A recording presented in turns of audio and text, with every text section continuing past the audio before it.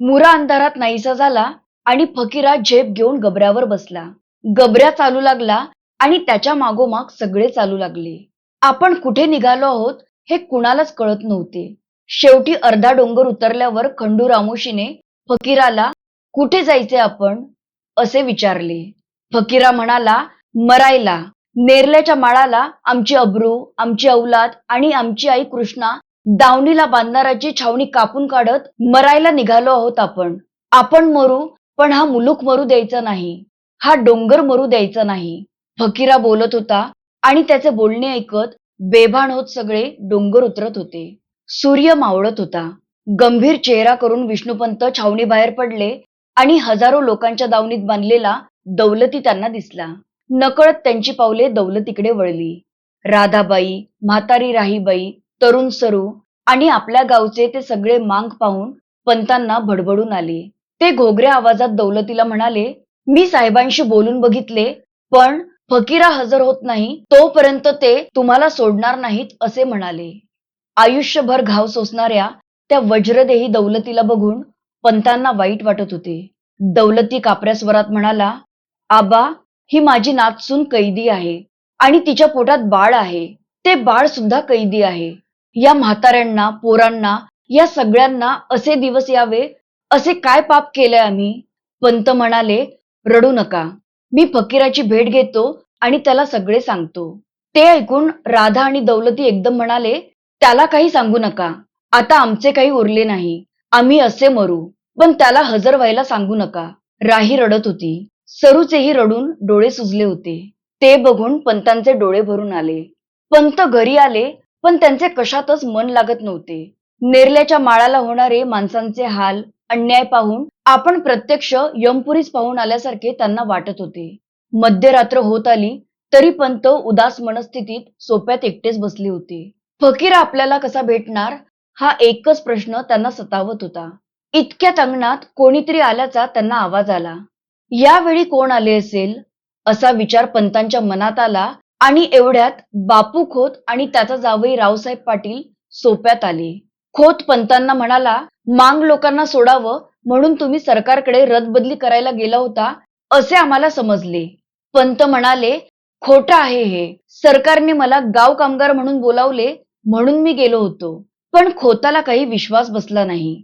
त्याने पंतांना, आता यापुढे सरकारकडे रदबदली करायला जाऊ नका, मांगांना मदत करू नका. या गावात राहायचे असेल तर नीट राहा, नाहीतर आम्हीच तुम्हाला सरळ करू. खोताची ती धमकी ऐकून पंत चिडले. त्यांनी खोताला आणि पाटलाला ओरडत तिथून बाहेर जायला सांगितले. ते दोघे निघून गेले, पण आता आपलाही जीव सुरक्षित नसल्याचे पंतांच्या लक्षात आले. थकलेले पंत झोपायला जायचा विचार करतच होते आणि इतक्यात फकीरा सोप्यात आला. त्याला पाहताच पंतांचा थकवा नाहीसा झाला. फकीरा 50 माणसे बरोबर घेऊन आला होता. त्यातली बरीच माणसे त्याने गावाबाहेर जागोजागी टोळ्या करून बसवली होती आणि खंडू, साधू, पिरा, घमांडी अशी काही निवडक माणसे घेऊन तो पंतांना भेटायला आला होता. पंत फकीराला म्हणाले, जागोजाग तुझे वैरी टपून बसले आहेत, तू जरा सावध राहायला हवे. पंत फकीराला महत्वाचे बोलण्यासाठी रानात घेऊन गेले. रानात पोहोचल्यावर एका झाडाखाली बसून चिंतायुक्त स्वरात पंत फकीराला सांगू लागले, सरकारने तुला शोधण्यासाठी आकाश पाताळ एक केले आहे. तुला कैद केल्याशिवाय ते काही आता गप्प बसणार नाहीत. हजारो निरपराध लोकांना पकडून माळाला दावणीला बांधून ठेवले आहे. त्यांचे होणारे हाल पाहून माझ्या अंगावर आज काटा उभा राहिला. फकीराने विचारले, छावणीत आमचे कोणी दिसले का? आबा, आई. पंत म्हणाले, सगळे भेटले. दौलती, राधा, सुनबाईच्या हातच्या दोऱ्या पाहून काळजाला आग लागली. तरणी, म्हातारी, पोरं सगळ्यांना ओळीने एकाच दावणीत गुरांप्रमाणे डांबले आहे. ते ऐकून सगळ्यांचा जीव कळवळला. फकीराने विचारले, आई काय म्हणाली? पंत म्हणाले, त्या सगळ्यांचे म्हणणे आहे की तू सापडू नयेस. त्यांनी आता परिस्थिती स्वीकारली आहे. पण एवढे बोलून पंत थांबले. फकीराने विचारले, पण काय आबा? पंत म्हणाले, पण तू हजर व्हावंस असा साहेबांचा आग्रह आहे आणि तू हजर होईपर्यंत ती माणसं जगण्याची आशाच नाहीये. फकीराने विचारले, मग आता मी काय करावे असे तुम्हाला वाटते?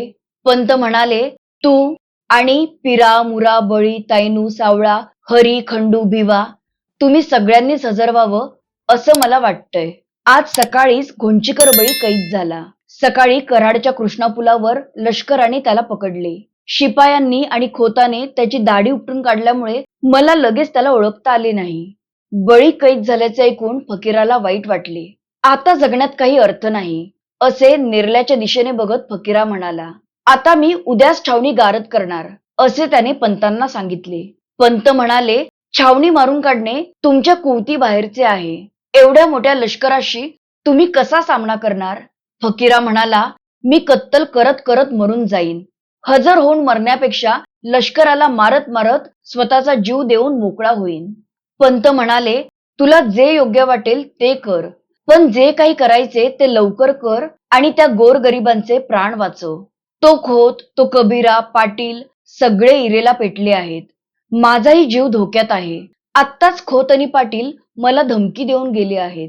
फकीरा म्हणाला, मी थोडा विचार करतो.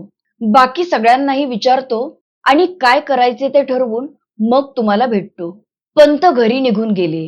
फकीराने पांगलेल्या सगळ्या माणसांना एकत्र जमवले आणि पंतांनी त्याला सांगितलेले सगळे त्या माणसांना सांगून म्हणाला, मी पिरा मुरा बळी तायनू सावळा हरी खंडू भिवा आपण 9 जण जोपर्यंत सरकार पुढे हजर होत नाही तोपर्यंत आपली माणसं काही सरकार सोडणार नाहीत असे पंतांनी सांगितले आहे. मग आता काय करायचे असे सगळ्यांनी विचारले. फकीरा म्हणाला, आता ते मी कसं सांगू? मला पंतांनी जे सांगितले ते मी तुम्हाला सांगितले. आता मुरा आल्यावर पुढे काय करायचे ते ठरवू. सत्तूची साथ मिळाली तर छावणी कापून काढू, नाही तर सरकारला शरण जाण्याशिवाय आपल्या पुढे दुसरा पर्याय नाही. आपण हजर झालो नाही तर माळाला डांबून ठेवलेला आपला एकूण एक माणूस कुत्र्याचे मरण मरेल. सगळ्यात मोठा घात तर आज झाला आणि तो म्हणजे घोंचीकर बळीला कराडला कैद झाली आणि तिथून छावणीपर्यंत 11 मैल आणेपर्यंत खोताने त्याची दाढी उपटून काढली. मुसक्या बांधून दाढी उपटून काढणारा खोत अजून जिवंत आहे आणि आम्ही सुद्धा जिवंत आहोत. आपल्या घराचा दारकोंड करणारा पाटील अजून स्वतःच्या पायावर उभा आहे आणि आम्ही हजर व्हायचे की नाही याचा विचार करत बसलो आहोत. फकीराचे बोलणे ऐकून खंडू रामोशी म्हणाला, तो खोत इथेच जावयाकडे आहे.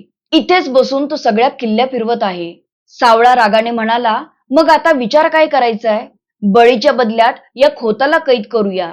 भिवा म्हणाला, खरेच आहे, खोताला आणि त्या पाटलाला पण. ते ऐकून सगळे उठले. फकीरा म्हणाला, आता काय व्हायचे ते होऊ द्या, पण त्या खोताला आणि पाटलाला पकडा. पण पकडताना कोणालाही त्याची खबर लागणार नाही याची काळजी घ्या. बळी म्हणाला, तुम्ही इथेच थांबा. आम्ही असे गेलो आणि असे आलो. त्याच्या बायकोलाही कळणार नाही असे दोघांना उचलून आणतो. फकीरा म्हणाला, मी घराकडे जातो. तुम्ही त्या दोघांना घेऊन मांगवाड्यातच या. 50 माणसं घेऊन बळी पिरा सावळा साधू गावाकडे निघाले. वेशीपासून त्यांनी श्वास रोखून धरले. हातात हत्यारं घेऊन ते भर वेगाने पाटलाच्या वाड्याला येऊन चिकटले. वाड्यात सगळी माणसे जागीच होती. खोत आणि पाटील उद्याचे मनसुबे आखत होते. गणू नाईक गण्या मांग अशी बरीच मंडळी तिथे बसली होती. गणू रामोशाने बरेच फरारी आणून खोतापुढे हजर केले होते. त्या सगळ्यांनी फकीराला कैद करण्यासाठी मदत केली तर सरकार त्यांचे गुन्हे माफ करणार होती. बराच वेळ बसल्यानंतर ती माणसं निघून गेली आणि खोत अंगणात आला. सोप्यात अजूनही काही माणसे बसली होती. खोत अंधारातच जोत्यावरून उतरून एका भिंतीआड बसला आणि तो असे बाहेर आल्याचा फायदा उचलत सावळाने त्याला मागून गपकन पकडले. त्याचे तोंड बंद करून त्याला तिथून उचलले. हा काय प्रकार आहे हे खोताला काहीच समजत नव्हते. आपण दूर जातोय एवढेच त्याला जाणवत होते. कितीतरी उशीर मामा आला नाही म्हणून त्याला बघण्यासाठी रावसाहेब दारात आला. कोणाशी तरी बोलत असतील असे वाटून तो पुन्हा जोत्यावर आला. इकडे तिकडे पाहत त्याने हळूच मामा अशी हाक मारली, पण त्याला काहीच उत्तर आले नाही.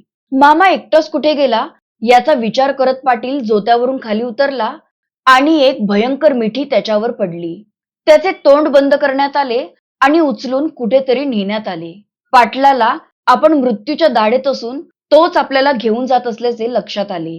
मामा सुद्धा याच वाटेने गेला असणार. आपण इतक्या सहजपणे कसे फसलो असा विचार मनात येऊन तो स्वतःवरच संतापला. ते सगळे पाटलाला घेऊन मांगवाड्यात आले. पाटलाने डोळे उघडून पाहिले तर समोर फकीरा उभा होता. खाली मामा आडवा पडला होता. त्याला बांधून ठेवले होते. पिरा, सावळा, बळी, तलवारी, कुऱ्हाडी हे सगळे बघून पाटील घाबरला. पाटील आणि खोताला पकडून आणल्यामुळे फकीरा खुश झाला. म्हणाला, आता मला कधीही मरण येऊ दे, मी तयार आहे. हे दोघे मागे राहिले असते आणि मी मेलो असतो तर यांनी आमचा वंश जिवंत ठेवला नसता. बिथरलेल्या पाटलाने ओरडून फकीराला त्यांना सोडून द्यायला सांगितले. फकीराने पाटलाला उमऱ्यापर्यंत ओढत नेला आणि वैतागून त्याला विचारले की हा दारकोंड का केलास? माझ्याशी विनाकारण वैर का केलंस? माझ्या गरीब जमातीला नेरल्याच्या माळाला का डांबलेस? हे सगळे तू का केलेस ते सांग. साधू म्हणाला, आता तो काही बोलणार नाही. शेवटी त्या दोघांना घेऊन ते सगळे डोंगराची वाट चालू लागले. पहाटे ते सातदऱ्यात आले. सह्याद्रीच्या शिखरावर असलेल्या एका अतिप्राचीन पडक्या देवळात त्यांचा तळ पडला. त्या देवळात येताच फकीराने पाटील आणि बापू खोत यांना डांबून टाकले आणि भिंतीकडेने घोडी बांधून जागोजागी आपली माणसं पहाऱ्यावर ठेवली. आता या दोघांचे काय करायचे हा मोठा प्रश्न होता. त्यांना सोडून देऊ शकत नाही. त्यांना मारूनच टाकले पाहिजे. पण त्यांना कसे मारायचे? कसले मरण त्यांना द्यायचे? त्यांचा कडेलोट केला तर? अशीच चर्चा सगळीकडे सुरू होती. आता रात्र होऊ लागली होती. फकीरा आतुरतेने मुराची वाट पाहत बसला होता. मुराने लवकर येऊन सत्तूकडे काय चर्चा झाली ती सांगावी आणि मग पुढे काय करायचे ते लवकरात लवकर ठरवावे असे त्याला वाटत होते. फकीरासहित सगळ्यांचेच लक्ष मुराकडे लागले होते. कारण तो आल्यावर त्यांचे भवितव्य ठरणार होते. काल रात्री पकडून आणलेले खोत आणि पाटील त्या पडक्या भिंतीआड पडून कानोसा घेत होते. आता काही आपण जिवंत राहत नाही. आता हे मांग त्यांना दिलेल्या त्रासाचा एकदमच सूड घेणार.